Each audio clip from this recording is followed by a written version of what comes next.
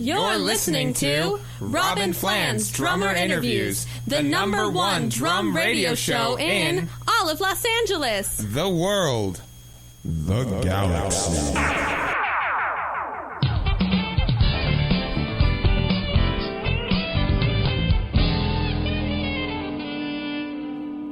Hi, this is Robin Flans with Robin Flans Drummer Interviews, and I'm here with my producer and co-host, Ed Eblin. Just making sure everybody in the studio audience is comfortable and has a drink.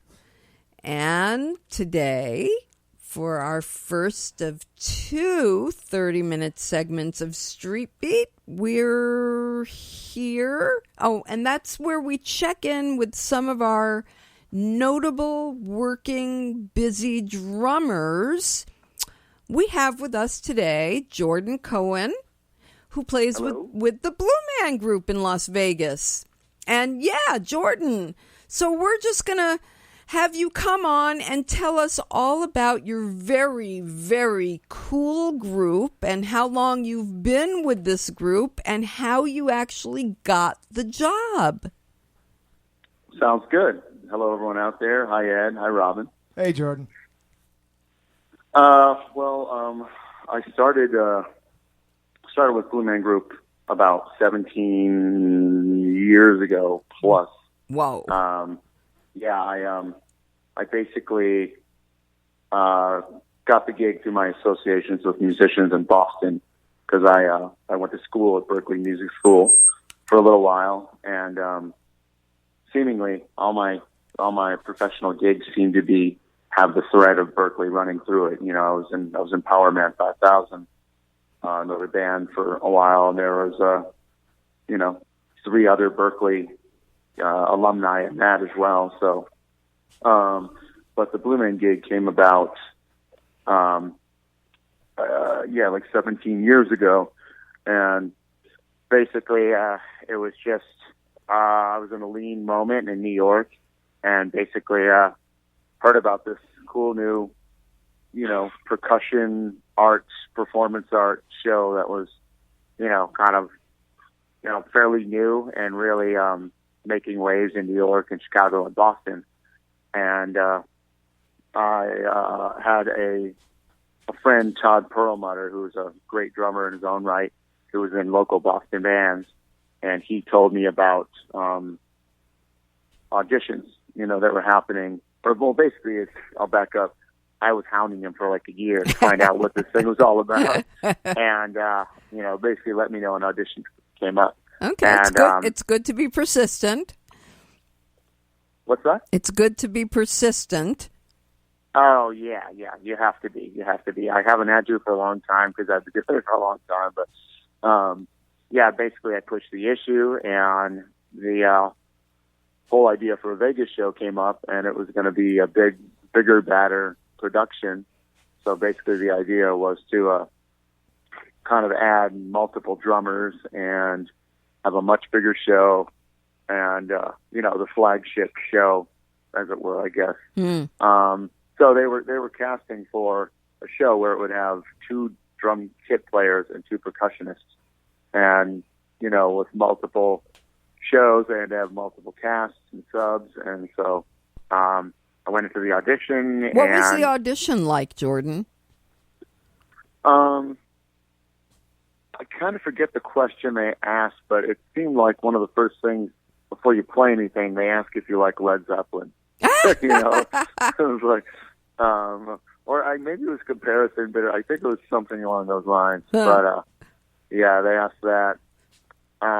But then they just, a couple of the typical beats you would play, and in the show, because there's kind of reoccurring, motifs, rhythmic motifs or beats that and there's a certain drum style they have, which is kind of unique to the show. Like what? Can you elaborate? I'm curious as to what skill set you have to have as a drummer to really have this job. Well, they always talk about wanting you to quote unquote bring the rock. So they want people that can rock out, rock drummers, but then they seem to always want a little more than that. It's kind of, a lot of great people would audition for it and maybe not get it because the vibe thing is a big thing, being able to rock. And they would kind of probably in the audition process, I think they definitely are observing how we would interact with each other. But more or less the drum style and the style of the music is a kind of an amalgamation of a lot of things. It harks back to like a lot of the 80s kind of punk rock and new wave. Surf music is a big influence, especially in the guitar. A lot of the guitar has like spaghetti western undertones to it. But the drumming style, it's almost like I remember when I was young, I would see like old Mickey Mouse Disney cartoons, and it would be like big band music playing and like eighth notes, really bouncy, and everyone jumping around in the whole room. And it's kind of like there's an undercurrent, like almost a big band undercurrent, where a lot of times the drum, in a lot of the show, the drum set players, there's now only one drum set player and one percussionist in the newest production in Vegas that I'm in. But a lot of times you're playing constant eighth notes with your left foot and your right foot, your hi-hat and your bass drum.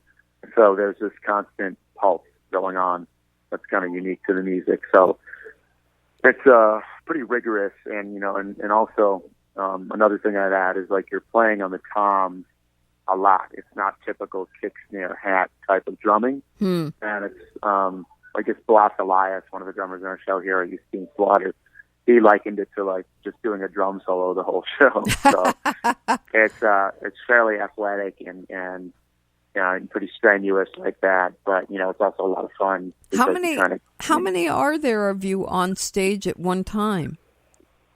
In our production now, there are 5 band members, and the Blue Man character is always 3, because the three actors, the 3 characters are based on Chris Wink, Matt Goldman, and Phil Stanton, who are the original founders and the original Blue Men and the guys that came up with it. So basically the characters are based on them. And then in our production now, there's 5 band members. There's a drum set player, a percussion player, a guy who plays the Chapman stick, who also plays bass, a guy who plays the zither, who also plays the guitar, and then also a what am I forgetting? Oh, guitar player. Right. And then a lot of the string instruments are heavily processed. There's a lot of they have a crazy amount of stop boxes and pedals, and so it's it's like treated. The instruments are treated in a way. Yeah. So and I say guy. There is there's a female guitar player sub, and also we've had female drummers as well. So So, yeah, go ahead. No, go ahead. No, you go. go. Oh, no, so that's basically, what it's like with a 5-person cast. And some of the other productions have a 3-person cast, but that's where we're at now. Yeah. Well, that would make a big difference, I think. So 17 years, I mean, that's like enormous. Keeping that, I guess, fresh is like, how do you do that? Well, over the span of time, we've moved, I guess, 3 times. We were originally at the Luxor, then we were at the Venetian Hotel, then we were at the Monte Carlo, and now we're back at the Luxor in a smaller room. And it goes hand in hand with these moves that they retool the show, refresh the show. And then also within that time, they might, add pieces, new acting pieces in the show or new music. So over time, that things can change, albeit slowly, but that helps it out. Typically, most people are cross-trained, so you switch positions. Back in the early days, there were 4 drum positions, so that would, and they were different parts, so that would break it up. Now there's only 2 positions, but all these things lend themselves to going against it getting monotonous and boring, and it's you know, if I'm in the right frame of mind, you know, I don't really get bored when I'm doing the show and performing. Right. You know, going into work and working for the same company, you know, it would be like any Xerox employee or Amazon or whatever. You know, it's like you might get bored with being in the same company and that system, but you know, if you have your head on straight, you know, you can go in and, you know, I relate it to the crowd who pays a lot of money to come see a show, and I relate it to my bandmates, all of houses and families, and, you know, I attach responsibility and that kind of commitment to it. Sure. And that, you know, gives you something to work for. And then when you are driven like that, then I think that opens up, you know, opens you up to not, you know, it doesn't close you off, where it puts you in a state where you might be more creative as opposed to feeling put upon by doing the same thing over and over again, you know. Sure. So, sure. Yeah. Well, it's a new audience every night, so I guess, you know, you have to I mean, think of it. definitely, it can get boring some days, but it's like, you know, you know, it's if it gets too boring, it's America, you know. You go try to get another gig, you know. It's like, but it's a really good gig. So you know, I think I read that you went to Berklee College of Music. Is that correct? I did. Yeah, I went for a short time. Fantastic school. I had some, you know, really good teachers, and you know, I was surrounded by, I mean, all these amazing people. I remember, I remember seeing, like, Roy Hargrove, and a great jazz trumpet player. Abe Laboriel was there, you know, when I was there.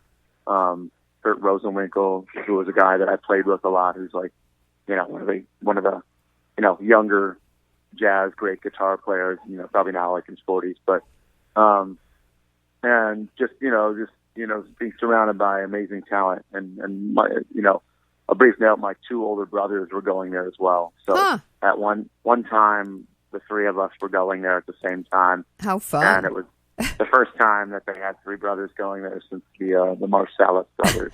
Oh, how cool! But yeah, nice. It was great, and a lot of people go to these schools for networking. Mm-hmm. I guess, you know, which is kind of why I went. But then I look back now and I realized I was a little bit unfocused and not the greatest student, and so you know, in another time, I would have been a better student, and maybe because I didn't graduate, but I learned quite a bit there. So, do you think anything that you learned there sort of helps you through the gig that you're doing today? Yeah. I mean, you know, in a kind of intangible way, I think it's the exposure to the talent and the professionalism and the people around me. I think it informed me, like it formed me in a way where it's like, okay, it showed me a path I could take, because I, you know, like to be surrounded by people better than me, you know, so, you know, I can learn, have goals, you know, and I feel that definitely helped me, you know. I mean, obviously, you know, I had a few private teachers, and some of the technique, the drumming technique stuff was really helpful, and obviously, you know, I'm one of those people that writes music and plays other instruments really badly, but I've never had a real grasp on harmony and things like that. And so, you know, I got, you know, a basic hold of harmony and ear training and things like that, which are, you know, obviously really helpful to be a well-rounded musician. So, yeah. So it definitely helped me. It's almost more in retrospect now, looking back at it and placing a certain value on it, and seeing, like, everybody, you know, so many people in the business went through that school. So it's now more I realize the gravity of how great a school it was, you know. Well, let's kind of take a pause here and have a word from our sponsors, and we'll be right back with Jordan Cohen. If you could design your own drum practice pad, what would it feel like? At ePad, our EnduraFlex practice surface was perfected to eliminate extreme bounce and unrealistic rebound. The benefits of ePad include quiet playing surface and shock-resistant properties that help reduce the risk of stress-related injuries. ePad offers the perfect feel and energy return for developing speed, endurance, and control. You will meet the challenge of the weaker hand with ePad. Warm up with our knee pads, tabletop practice pads. Warming up on e-pads provides a natural transition from practice pad to drum set. At e-pad, we know the need for speed, control, and endurance. Get your chops together with e-pad's EnduraFlex playing surface. Practicing with e-pads builds your finger, wrist, and forearm strength and helps you gain better control and endurance. Into feel? Well, e-pads replicate the response and feel of a real drum. Our Pro Deluxe knee pad is portable, convenient, and lightweight. Perfect for the beginner, intermediate, or pro touring drummers. Find out why our products are a must-have. e-pad, your source for high-quality drum set, practice pads, and accessories.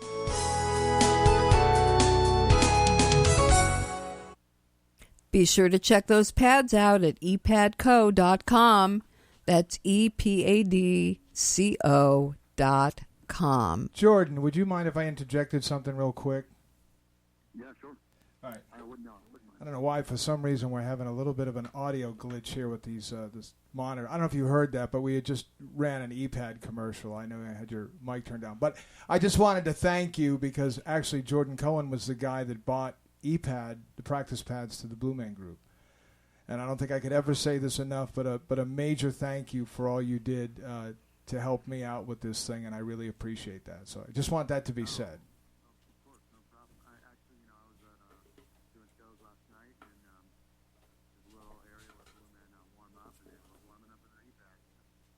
Oh, terrific. It's working. Uh-oh, wait a minute. We're sound glitching. Hang on. Yeah. Let's get this fixed. If we can. Oh, wait. Is he back? Uh, All right, Jordan, you're still there, correct? Yep, I hear you. I hear you guys fine. okay, much better. No, I apologize. So, We're just having and for the audience who didn't hear what you were saying, because unfortunately, yeah, so somebody was warming up. Wait, can you repeat that? Because I didn't hear it. Oh, I just said last night in the show, the Blue Men, the actors, before they went on stage, there was a couple of them warming up on e-pads. So they're getting put to good use. right. So I will just say this for the Chamber of Commerce in Vegas: if you guys want to see the ePad show, get your Vegas tickets now. Yeah. And thanks again. All right, Jordan, I think we're back up and we're good here. So okay, good. Gotta love the on the fly. So where did you actually grow up, and what was your sort of coming up? What was your training and all of that? Well, I grew up in a musical family in Niagara Falls, New York, and my father was from Rochester, New York, and he was an acoustic bass player at first, a jazz bass player. But in high school, one of his best buddies and a family friend was Steve Gadd. I was just going to say that. Steve's a Rochester native, isn't he? Oh, okay. Yeah. So my father played in, I forget the name of the group right now, but I have cassette tapes of when Stevie, that's what we call him, Stevie, was 19, and my father was probably about 22, 21, and playing a gig at this club called the Midnighter, and it's amazing because So did you ever get to go out and see Stevie play when you were young? A couple times we went to a club called McCall's in New York City because then when I was 10 or 11 we moved to Albany, New York, a little bit closer to the city. So I saw I would see some of the musicians my dad played with there, and then my dad when I was around that age he wasn't playing as much. He was a social worker and had a private psychotherapy practice. But basically, they played, in Rochester, and they were in Gat Man Joan. Gat Man Joan was Chuck Mangione brother. Mm-hmm. They played together in that band, and Jerry Nyland, another amazing saxophone player, is no longer with us. There was just an amazing scene of these musicians, Wow. And so growing up, it was they would be around, and my parents would have parties and things where people would always be, playing, Mm-hmm. And, gradually my older brothers and I all took to music. And, my dad didn't force it, but, he kind of introduced it. Right. And so I started at around 10 pretty much. And, took private lessons and I didn't really do school band because I was already playing in bands by the time I was 12. So, I mean, we had a little new wave pop group, and my dad was real ambitious, was trying to get things going for us. So he would book weird little things for us, and I remember playing CBGBs at like age 13. Wow. Wow. Yeah. So, that it was just, always these different permutations of bands involving my brothers. And, by the time I was maybe 18, I'd been playing a lot for years in clubs and bars and things already. So, by the time I went to Berkeley, I already, more or less was a professional musician. I wouldn't say I was very professional, but I was definitely experienced, Very cool. So even without my mom and dad, I wouldn't really be doing this, and my brothers too. So. Very cool. Did they stay in music, your brothers? Yeah. My brother John doesn't play as regularly. Well, he doesn't really play anymore. He's more doing, music lessons, and he's in the Albany, New York area. He's kind of the go-to piano tuner. So any, music halls and things like that, any, big classical or jazz artists come through, he's the guy. And my brother Adrian also has focused more on education, and he just pretty much a few months ago opened up a little teaching facility, piano studio, technology studio as well in Brooklyn, in Carroll Gardens, Brooklyn, and it's called Key Lab. Look it up, Key Lab. And it's a great little space. He has like a technology room and then a teaching facility, and it's for kids and adults. And, he's on Instagram, he's on Facebook, all of that, Key Lab. Cool. I have to plug my brother. Cool. But yeah.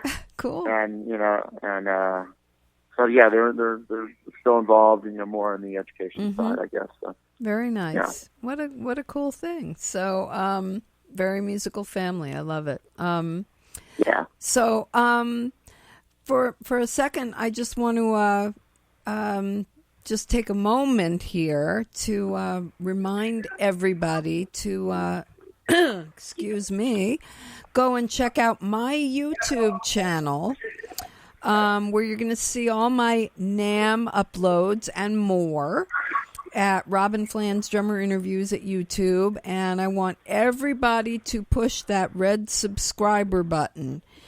And so, Jordan, I understand you're working on another project at the moment, and I'd like you to tell everybody about it. Well, yeah, it's pretty much a studio project right now.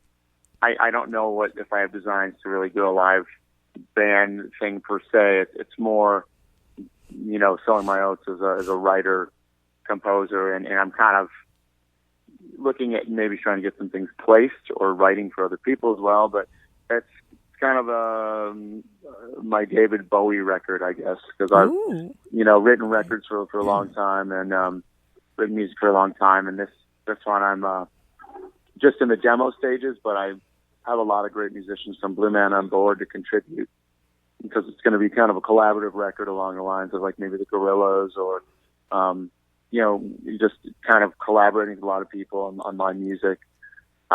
So you're writing and playing, I'm going to sing on some of it.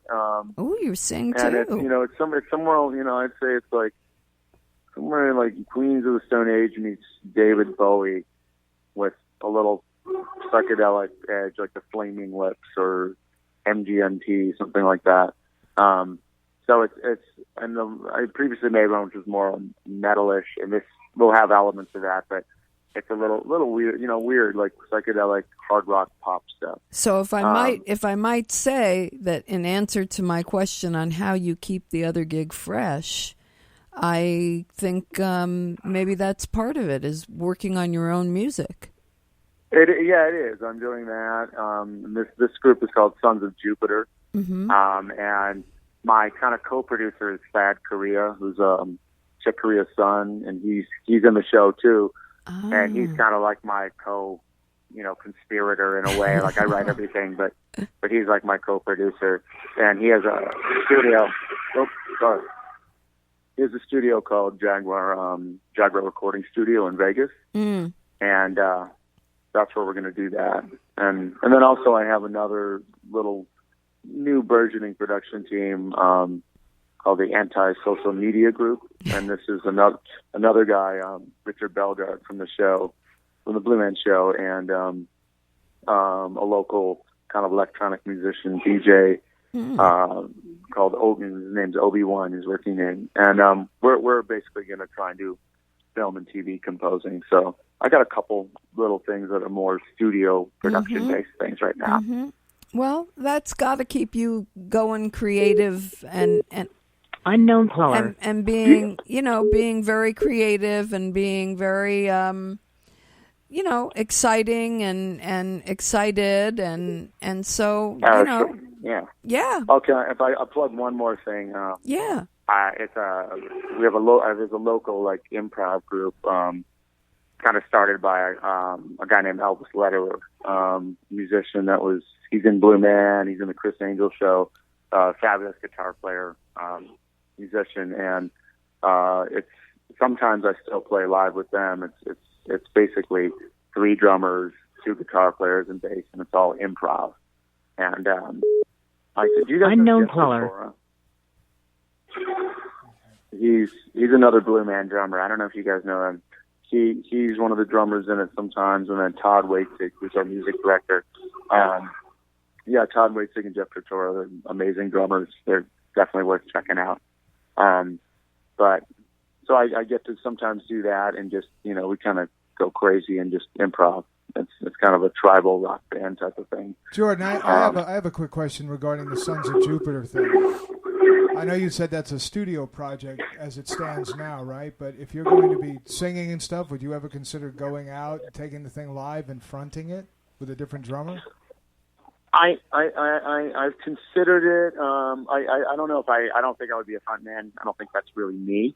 I would maybe do like the Don Henley thing or the Phil Collins thing from behind the kit maybe, but right. I don't really have it in me right now to try and get all that together, and I don't know if I have the right combination of musicians, and also I got a 2.5-year-old and I play shows all the time, so I'm like it's kind of hard to do that now, but I'm not going to rule it out for the future. Sure. But right now I'm focused on it just being like just a living work, a piece of art, and then maybe try to see what happens with it, let it take shape that way, because the business is changing so much, and sometimes things take their own life on the web now, and but trying to start a new band and go out and gig for like not a lot of money, it's not really what I'm worried about right now. I'm more like that's my art project. Yeah, sure. Well, it's cool. I was just going to say, singing drummers or drummers at front bands are in such the minority. You'd still be unknown caller. We have got to track that person. Who is that? I don't know. Yeah, I have my suspicions, but I don't know. I need to send you guys the record we did about 6-7 years ago. I need to send that to you guys. That'd be great, man. I'd love to hear it. Yeah, it'd give you a taste of what it's about. Yeah, absolutely. Well, that's all right. And so the Blue Man thing is ongoing. Where are you in Vegas? What do you want to plug where you are and that kind of thing? I didn't quite hear it. Where is the Blue Man group currently that you're performing in? Oh, in Vegas, yeah. The unknown caller casino. We're performing there. It's 14. I mean, I do 7 shows, but there's 14 shows a week, and but Blue Man also has running productions in Chicago, New York, Boston. There's a world tour that's in South Africa right now. Wow. There's a national tour that's ending, but that'll get a reboot in 2018, I believe. And then there are talks about some other international cities that Blue Man will be in. I can't really name them now because they're all in and the deals are being made, and but Blue Man will certainly be coming to some other cities around the globe. So right. Well, this is great, man. So you said 17 years, though. You've been with it for 17. Yeah, the whole time in Vegas. I mean, I've played shows in other cities, but it's seemingly doing well. Okay. Well, cool. Well, listen, I because I'm getting a high sign from Robin, and I'm not sure. Are we? Well, we're good. We're good. So, I mean, I really appreciate your being with us today, and I really appreciate you guys giving me the opportunity. It was great talk. Definitely keep us posted on your all these wonderful projects that are happening, and we'll definitely give them plugs and keep us posted, and everybody, thank you for tuning in, and please check out ePad practice pads at epadco.com, and if anybody I love has them. Thank you. Yes, and that's right, everybody. If you go to Vegas to see the Blue Man, make sure you seek out Jordan Unknown Cohen and caller. say hello. and if I appreciate that. And if anybody has questions about the show and our guests, please email us at info@robinflansdrummerinterviews.com. And a hand for Jordan Cohen. And a hand for Jordan Cohen. And everybody stay tuned. You guys think you could do me a favor? Yeah. Yes.